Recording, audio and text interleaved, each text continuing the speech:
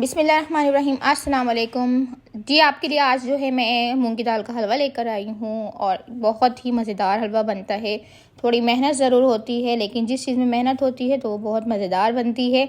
और मुझे यकीन है कि आप लोगों को बहुत ज़बरदस्त लगेगी रेसिपी। तो रेसिपी को बिना मिस किए हुए एंड तक देखिएगा, क्योंकि इसमें स्टेप बाय स्टेप मैंने हर चीज़ का बताया है और डिटेल से बताया गया है इसमें। तो आपने जो है रेसिपी को फुल वॉच करना है। चले करते हैं रेसिपी को स्टार्ट। तो जी मैंने 1 पाव के करीब यहाँ पे मूंग की दाल ली थी और उसको 6 से 7 घंटे के लिए अच्छे से भिगो के रख दिया था। तो जी उसके बाद मैंने क्या किया, इसको चॉपर में जो है अच्छे से पीस लिया है। याद रहे कि ग्राइंडर में नहीं पीसना है, इसको चॉपराइज्ड करना है। और देखें इस तरीके की ये बहुत अच्छी से पीस जाएगी जब अच्छे से भीगी हुई होगी। यहाँ पर मैंने 1 कप जो है घी लेकर उसके अंदर पिसी हुई दाल डाल दी है। और देखें अब जो है आपने रेसिपी को फुल वॉच करनी है, रेसिपी मिस नहीं करनी। फिर आप बोलेंगे कि है ना दाल का कच्चापन रह गया, दाल ऐसी रह गई वैसी रह गई। तो प्लीज़ रेसिपी को फुल देखा करें, मैंने बड़ी डिटेल में ये रेसिपी बनाई है इसीलिए। अच्छा, तो यहाँ पर जो है अब आपकी हाथ की एक्सरसाइज का टाइम स्टार्ट हो चुका है और यहाँ से जो है हमने इसको स्टिल जो है चलाते रहना है कि इसके लम्प्स ना बने। लेकिन हमने जो है इसको देखें अच्छे से मिक्स करना है और मिक्स करते करते ये जिस फॉर्म में जिस टेक्सचर में आएगी वो आपको मैं दिखाती हूँ। तो यहाँ तकरीबन जब तक ये हीट नहीं हो जाती तब तक आपने अच्छी तरीके से इसको देखें ऐसे मिक्स करना। और देखें नीचे आपको शो हो रहा होगा कि नीचे तले पे लगने स्टार्ट हो गई है। तो जी कुक करते करते दाल जो है अपने सॉलिड फॉर्म में आती जाएगी और यहाँ पर हमने मुसलसल चम्मच चलाते रहना है कि दाल लगे ना और ज़्यादा ये लम्प्स वगैरह ना बने। देखें आपने रेसिपी को देखना है, तो कोई स्टेप आपने स्किप नहीं करना, क्योंकि हर स्टेप में मैंने कुछ ना कुछ जो है इसमें दिखाया है, वीडियो के अंदर कुछ ना कुछ टिप्स दी हैं। तो ये ना हो कल को आप जब बनाए तो बोलने नहीं जी दाल का जो है उसमें कच्चापन रह गया, टेस्ट नहीं आई है। नहीं तो आपने थोड़ी मेहनत करनी है तभी जाके उसका टेस्ट अच्छा आएगा। और यहाँ पर देखें मैंने काफ़ी देर इसको जो है भूना है और भूनते भूनते जो है इस फॉर्म में आ गई थी। यहाँ जो है अब मैं क्या कर रही हूँ, अगेन मैं इसको जो है लिक्विड टेक्सचर में लाने के लिए मैंने जो है आधा किलो से थोड़ा ज़्यादा ही आधा किलो के करीब जो है मैंने दूध लिया है। और देखें मैं थोड़ा थोड़ा करके डाल रही हूँ, इस तरीके से जो है लम्प्स नहीं बनाने हमने। वीडियो थोड़ी सी लंबी इसलिए हो रही है कि मैं नहीं चाह रही कोई भी स्टेप को जो है फॉरवर्ड करूं, ताकि आप लोगों को कहीं ना कहीं कोई ना कोई मुश्किल ना आ जाए। देखें मैं मुसलसल जो है थोड़ा थोड़ा करके ही इसमें दूध ऐड कर रही हूं और देखें गुठलियां बन रही हैं, लेकिन हमें उसको डिज़ोल्व भी करते जाना है साथ साथ।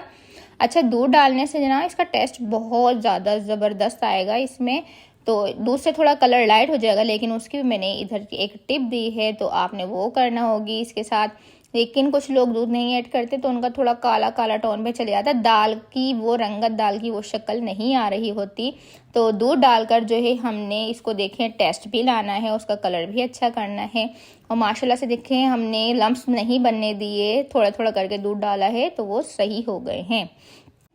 तो बस जैसे ही गुठलियाँ हम डिज़ोल्व कर लेंगे उसके बाद हमने इसको कवर अप करके तकरीबन 5 मिनट पकाना है, क्योंकि इसको ऐसे नहीं छोड़ना है कि ये नीचे लगे ना। और देखें अगेन हमने जब इसका कवर हटाया है तो ये इस सिचुएशन में है। तो वीडियो ज़रा लंबी हो रही है, लेकिन प्लीज़ आपने हर स्टेप को फॉलो करना है, वो आपकी ही भलाई के लिए है। यहाँ पर देख लीजिए मैंने चीनी ली है पूरा 1 कप और एक जो कप लिया था वो 1/4 कप लिया था। ये इसका बहुत ज़बरदस्त अमाउंट रहा और बहुत अच्छा जो है इसमें मीठा आएगा। यहाँ पर मैंने पिसी हुई इलायची ली है 1 टीस्पून के करीब, वो मैंने इसमें ऐड कर दी है। इससे टेस्ट बहुत अच्छा आएगा, तो स्किप नहीं करिएगा इसको भी आप। और मुसलसल देखें मैं जो है इसको चलाती जा रही हूँ, इसको देखें रोकना नहीं है, रोकेंगे तो लम्प्स बनेंगे। और यहाँ पर 1/4 टीस्पून के करीब मैंने कर दिया है येलो कलर ऐड। देखें येलो ही कलर आपने डालना है, क्योंकि मूंग की दाल जो है येलो कलर की होती है। ऑरेंज कलर डालेंगे तो जर्दे का कलर आ जाएगा, तो येलो कलर डालेंगे। और ये कुक होते होते देखें अभी थोड़ा सा इसका डार्किश टोन है, कुक होते होते इसका कलर जो है खुद ही लाइट हो जाएगा। जब हम इसकी भुनाई करेंगे तो नॉर्मल कलर आ जाएगा जैसे कि दाल का कलर होता है।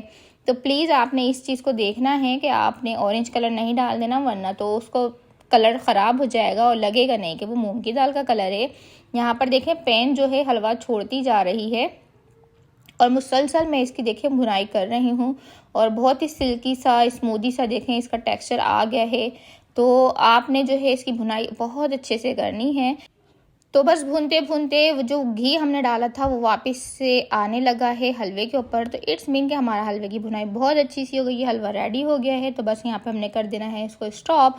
और यहाँ पे मैं डाल रही हूँ कुछ ड्राई फ्रूट्स। ये आपके ऊपर डिपेंड करता है कि आपने क्या डाला है। मैंने कुछ आलमंड्स और कुछ रेजिन्स डाले हैं, किशमिश और बादाम डाले हैं।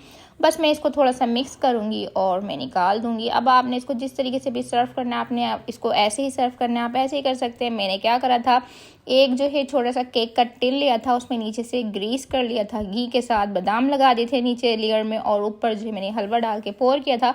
और दूसरे में मैंने एज सिंपल जो है इसको यूज़ किया है। व्यूवर्स, आप लोगों को मेरी रेसिपीज़ कैसी लग रही हैं? अगर पसंद आ रही हैं तो प्लीज़ सब्सक्राइब कर दिया करें और अपनी फैमिली फ्रेंड्स में शेयर कर दिया करें। मुझे अपनी दुआ में याद रखिएगा। मिलते हैं किसी नई रेसिपी के साथ, तब तक के लिए अल्लाह हाफिज़।